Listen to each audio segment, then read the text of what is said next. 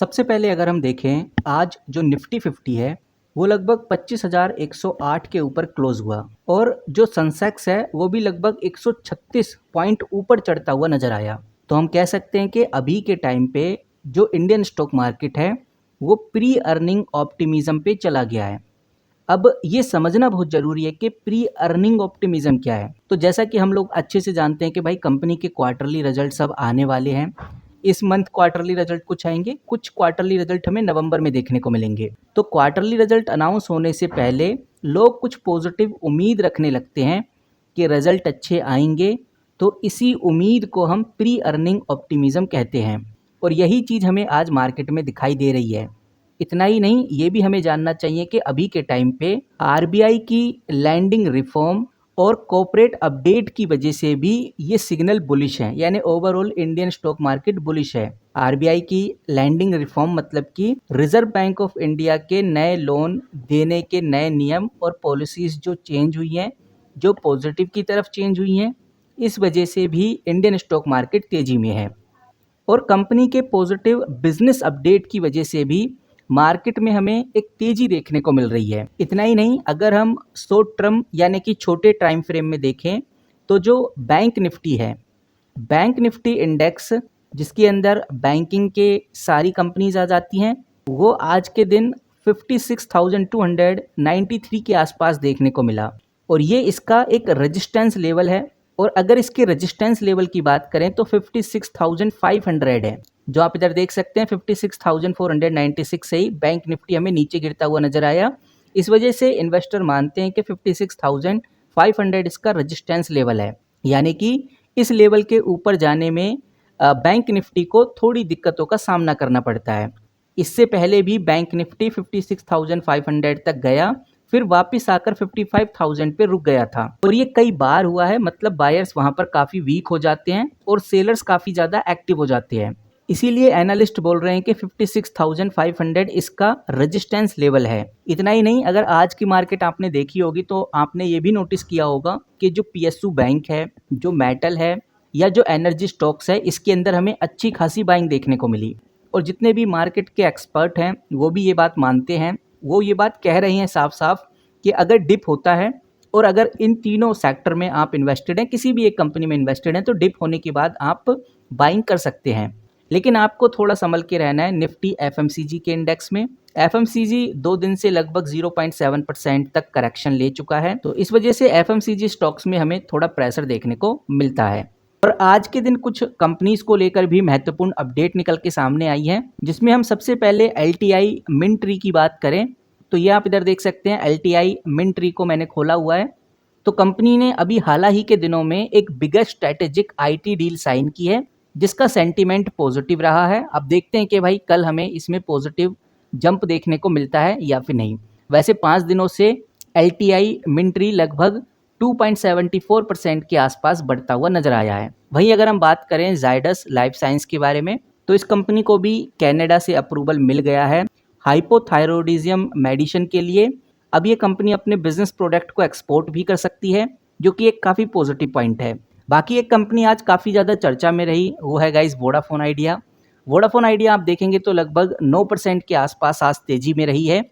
इतना ही नहीं, अगर आप 5 दिन का रिकॉर्ड उठाकर देखेंगे तो 11% की तेजी आपको देखने को मिलेगी और पूरे एक महीने में ये 26 से 27% तक बढ़ता हुआ नजर आया है। तो कहने का मतलब ये है कि वोडाफोन आइडिया में ये जो तेजी आई है, इसके पीछे की काफ़ी इंपॉर्टेंट न्यूज़ हैं और ये न्यूज़ आपको क्लियर करेंगे कि अब आगे वोडाफोन आइडिया में क्या होने वाला है। तो वोडाफोन को तो आगे हम समझेंगे ही, लेकिन जैसा आप लोग जानते हैं कि आज के दिन एक आईपीओ भी आया, यानी कि एलजी इलेक्ट्रॉनिक इंडिया आईपीओ। ये आईपीओ सिर्फ कुछ ही घंटों में पूरा का पूरा सब्सक्राइब हो गया। तो कह सकते हैं कि लिस्टिंग में इस बार हमें काफ़ी अच्छी हलचल देखने को मिलेगी। तो गाइज ये सब तो आज की न्यूज़ हैं जिससे मार्केट में आज काफ़ी पॉजिटिविटी रही और सबसे ज़्यादा जो पॉजिटिविटी फैलाई वो वोडाफोन आइडिया ने फैलाई। वोडाफोन आइडिया की अगर हम बात करें तो वोडाफोन आइडिया को सरकार को 2 लाख करोड़ रुपए चुकाने थे, टैक्स पे करना था, स्पेक्ट्रम पे करना था, या हम बोले लाइसेंस फीस पे करनी थी। और ये ड्यू भी काफ़ी ज़्यादा पुराना था, जिसमें कंपनी को इंटरेस्ट और पेनल्टी भी लगने वाली थी। तो यहाँ पर जो सरकार है वो अब कंसीडर कर रही है कि वोडाफोन आइडिया को एक मौका और दिया जाए और वो एक ही बार में ये सारा सेटलमेंट कर दे।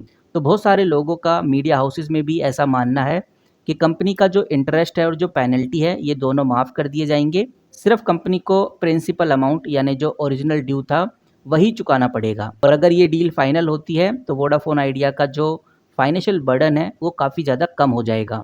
इतना ही नहीं, कंपनी की जो प्रॉफिटेबिलिटी है वो भी इम्प्रूव हो जाएगी, कैश फ्लो भी इम्प्रूव हो जाएगा।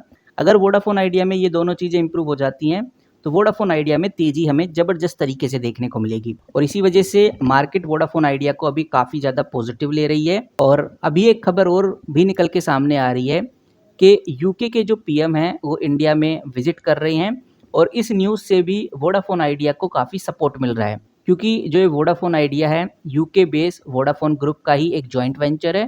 तो यहाँ पर जो डिप्लोमेटिक सपोर्ट है उसकी उम्मीद भी काफ़ी ज़्यादा जताई जा रही है। वहीं गाइस, कंपनी के जो सब्सक्राइबर लॉसेज हैं वो भी अब काफ़ी ज़्यादा स्लो हो गई हैं, और ऑपरेशनल मैट्रिक्स में भी कंपनी को पॉजिटिविटी देखने को मिल रही है।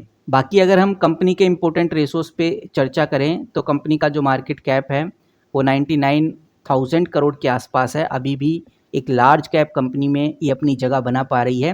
Return on capital employ minus में चल रहा है, रिटर्न ऑन इक्विटी देखने को नहीं मिलेगा, और पीई भी आपको देखने को नहीं मिलेगा। 5 साल की सेल आपको माइनस में देखने को मिलेगी, फ्री कैश फ्लो माइनस में देखने को मिलेगा। ज़्यादातर आपको जो कंपनी के इम्पोर्टेंट रेशोज़ हैं वो नेगेटिव ही देखने को मिलेंगे, और कर्ज 2,33,000 करोड़ पे अभी के टाइम पे टिका हुआ है।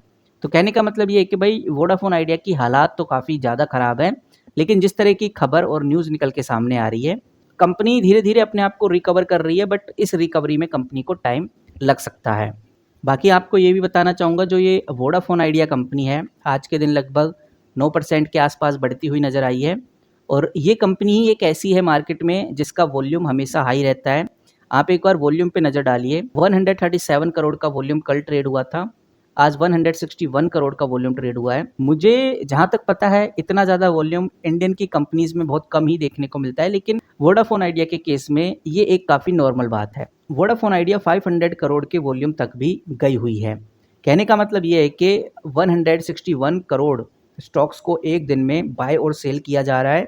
आज का भी यही रिकॉर्ड रहा है, लगभग 161 करोड़ स्टॉक्स को आज बाय और सेल किया गया वोडाफोन आइडिया में। यहाँ पर डिलीवरी परसेंटेज कम रहती है, यानी कि लोग ट्रेड ज़्यादा करते हैं, होल्ड बहुत कम करते हैं।